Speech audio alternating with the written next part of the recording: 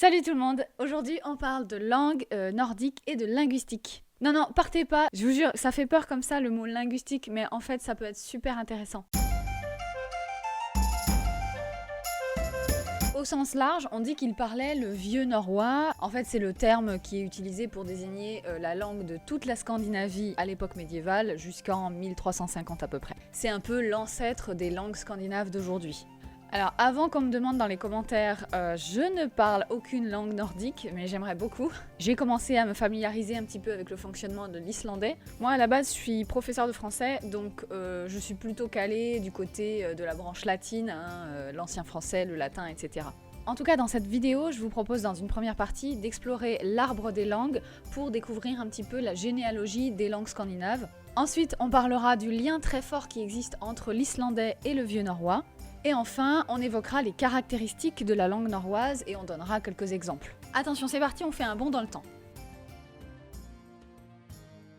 Les langues germaniques, elles descendent de la grande famille de langues appelées indo-européens, supposément parlées autour de 3000 ou 4000 avant Jésus-Christ. Ça, c'est pas moi qui le dis, ce sont les linguistes qui ont reconstitué la généalogie de toutes les langues du continent indo-européen. De l'indo-européen descendent des branches que nous connaissons. Par exemple, la branche latine qui a donné l'ancien français ou le français, le roumain, l'espagnol, le portugais, l'italien. On a aussi la branche celtique qui a donné l'irlandais, le gallois, etc. On a la branche grecque, on a la branche slave. Et de l'autre côté du continent, on a aussi les branches iraniennes ou indiennes. Mais nous, ce qui nous intéresse, c'est la branche germanique, donc qui descend de l'indo-européen. Entre 100 et 700, on parle le proto-nordique. Quand il y a proto devant la désignation d'une langue, ça veut dire que les linguistes ont reconstitué cette langue ou l'ont déduite à partir de suppositions et de recherches. Donc on l'appelle proto-nordique ou proto-germanique ou proto-norrois. Entre le 5e et le 6e siècle, 3 sous-ensembles vont se dégager dans cette branche germanique. On va avoir d'un côté la branche orientale ou ostique, qui est composé de beaucoup de dialectes ou langues qui sont aujourd'hui disparus ou quasiment qui ne sont plus beaucoup utilisés, comme par exemple le gothique, le burgonde, le vandale. Ensuite, on a la branche occidentale, donc le westique, qui a donné par exemple l'anglais, l'allemand, le néerlandais, et aussi d'autres langues comme le flamand, le frison, le yiddish ou l'afrikaans. Et ensuite, on se dirige vers le sous-ensemble qui nous intéresse, la branche septentrionale, c'est-à-dire nordique. Vers 700, toutes les langues nordiques connaissent des bouleversements dans leur système vocalique. Ça veut dire quoi? Ça veut dire que les voyelles qui sont proches dans un mot vont s'influencer, certaines vont disparaître, et de nouvelles voyelles vont être créées, ce qui fait que les mots se raccourcissent ou comportent de nouvelles voyelles. Et cet état de la langue, elle va perdurer entre 700 et 1350. C'est ce qu'on appelle le vieux norrois, ou le nordique ancien. Entre 900 et 1000, on a encore une division qui se fait. On va avoir d'un côté le vieux norrois de l'Est qui va donner le vieux danois et le vieux suédois. On pourrait mettre aussi là-dedans le gutnick qui est une langue qui était parlée sur l'île de Gotland et je crois qu'elle est encore un peu parlée aujourd'hui par 3 ou 4 000 personnes. Et de l'autre côté, le vieux norrois de l'Ouest qu'on appelle aussi insulaire qui va donner le vieux norvégien, le vieux féroïen et le vieil islandais. Ensuite, entre 1350 et 1500, c'est ce qu'on appelle le moyen scandinave. Durant cette période, et sous l'influence de la langue allemande, on assiste à une dynamique d'évolution très rapide et très forte. C'est là que le suédois, le danois et le norvégien vont devenir des langues à part entière, elles vont se distinguer les unes des autres. Et à partir de 1550, c'est ce qu'on appelle la période moderne. De multiples réformes vont se faire pour essayer de normaliser chaque langue, et donc ça creuse encore plus les écarts entre ces langues continentales. Alors bon, même si le danois, le suédois et le norvégien sont des langues différentes, ils pourraient peut-être se comprendre à l'oral quand même, parce que déjà on l'a vu, le suédois et le danois sont liés dans leur généalogie, et avec un norvégien, ils pourraient aussi arriver à se comprendre plus ou moins, parce que même si c'est une langue, le norvégien, qui n'est pas de la même sous-branche que le suédois et le danois, la proximité des frontières et les flux de population entre ces pays font que le norvégien a quand même gardé des liens avec ses voisins. Donc on va dire que ces trois langues, elles pourraient arriver à se comprendre plus ou moins.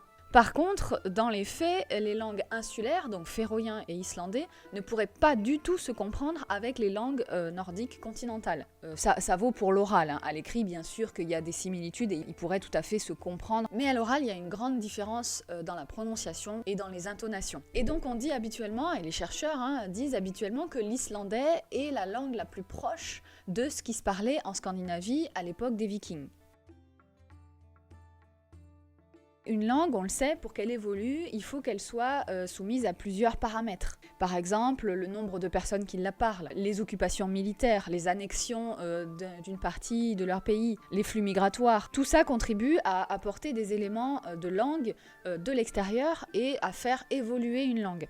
Donc l'Islande, c'est un cas un peu particulier parce que très éloignée géographiquement et assez refermée sur elle-même. C'est une île qui n'a pas beaucoup subi d'apports linguistiques depuis l'invasion des Vikings. Très peu de migration, très peu de commerce avec l'extérieur, ce qui fait que la langue islandaise n'a pas beaucoup bougé depuis l'époque médiévale. Les plus anciens écrits en norrois sont d'origine islandaise, puisque ce sont des clercs islandais christianisés qui les ont produits quelque temps après l'ère viking. Et on sait qu'au XIIe siècle, un grammairien islandais nommé Alr Teitsson, je ne sais pas si je le prononce très bien, donc ce grammairien rédige son premier traité de grammaire islandaise, parce qu'il veut structurer un petit peu les pratiques d'écriture, qui sont un peu chaotiques à l'époque, chacun fait un peu ce qu'il veut, et son but c'est de normaliser la langue. Avec ce premier traité grammatical, on a donc quelques changements qui sont observés dans l'écriture. Par exemple, on a des consonnes qui s'affaiblissent, les t deviennent des d, les que deviennent des g. On a aussi des mutations vocaliques, avec par exemple le phénomène de l'épenthèse. Alors l'épenthèse, c'est le fait de rajouter une lettre non étymologique de façon à pouvoir prononcer plus facilement une syllabe dans un mot. C'est un phénomène qu'on trouve dans plusieurs langues. Par exemple, en latin, on a le mot camara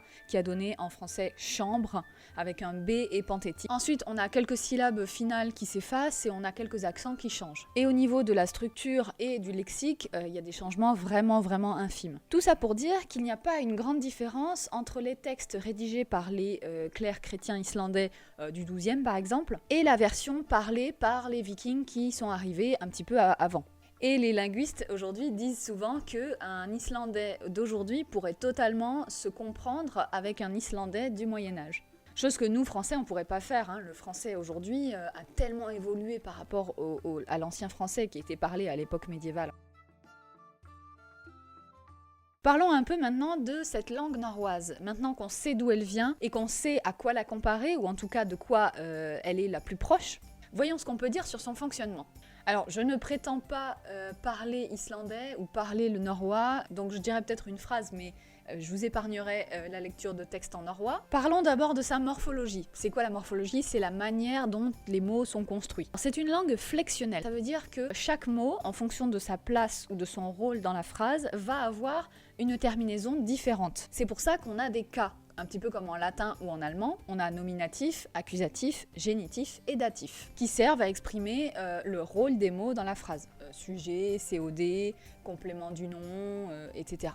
Ensuite, on a 3 genres en norrois, féminin, masculin et neutre. On a 2 nombres, singulier et pluriel. Et la particularité, c'est que pour les noms et les verbes, il y a plusieurs classes différentes. Il y a des classes fortes et des classes faibles, qui vont se conjuguer ou varier différemment au niveau de leur terminaison. Pour finir, au niveau des temps, on a 2 façons d'exprimer la temporalité, le présent et le passé, et on a 2 modes. Le mode indicatif, qui sert à exprimer le réel, le factuel, et le mode subjonctif, qui sert à exprimer l'éventuel ou l'irréel. En français, on a aussi ces 2 modes, plus un certain nombre d'autres modes, comme par exemple le conditionnel ou l'impératif. Au niveau de la syntaxe, l'ordre des mots dans une phrase... il est assez commun, on ne serait pas trop perturbé, même si parfois il y a des sujets qui sont élidés parce que sous-entendus, mais sinon tout est quand même dans l'ordre, alors qu'il y a des langues par exemple où le verbe est rejeté à la fin. Au niveau du lexique, bien sûr, la plupart des mots en norrois sont issus de la branche germanique. Mais on peut quand même signaler qu'il y a des apports d'autres langues de l'extérieur. En français, nous, une grande partie des mots est issue du latin, mais on a aussi des apports extérieurs. On a des mots qui viennent de l'arabe, du germanique, du francique, de l'anglais, etc., etc. Donc en norrois, on a des apports, par exemple, anglais.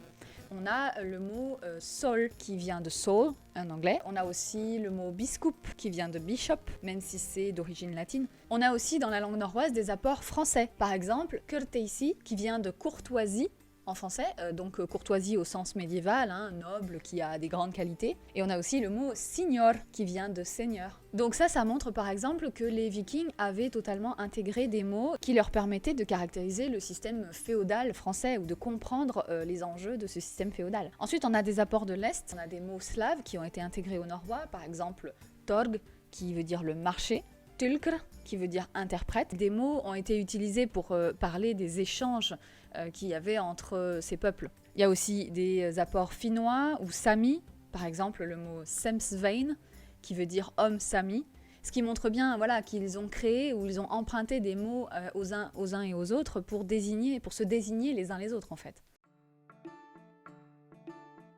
Donc, pour répondre à notre question, eh bien, les Scandinaves parlaient le vieux norrois, une version norroise qui ressemble de près à l'islandais d'aujourd'hui. Donc si vous voulez parler comme un viking, comme un scandinave, eh bien il faut apprendre l'islandais. En tout cas, selon moi, la linguistique c'est vraiment passionnant. Ça permet en fait de mettre en perspective certains savoirs historiques. Ça permet d'étudier un peuple ou une civilisation d'un autre point de vue. Ça nous apporte parfois des petits détails dans leur quotidien, dans leur façon de parler avec d'autres peuples. Ça donne aussi l'origine de certains mots que nous on peut trouver par exemple en français. Et je trouve voilà que c'est une partie qui n'est pas à négliger quand on étudie une civilisation ou un peuple. N'hésitez pas à liker la vidéo et à la partager aux gens que ça pourrait intéresser. Moi je vous invite à vous abonner parce que du coup vous pourrez suivre toutes les vidéos qui sortiront prochainement et que ça me ferait très plaisir. Et en attendant, je vous dis à bientôt pour une prochaine vidéo. Salut!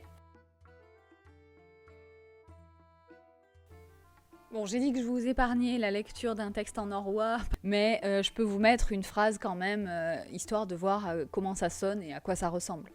Vous moquez pas, hein. Ithan tid var Island vidi vasit milli fjalls och fjaru. Það varu menn kristnir, þeir norðmenn kalla pappa.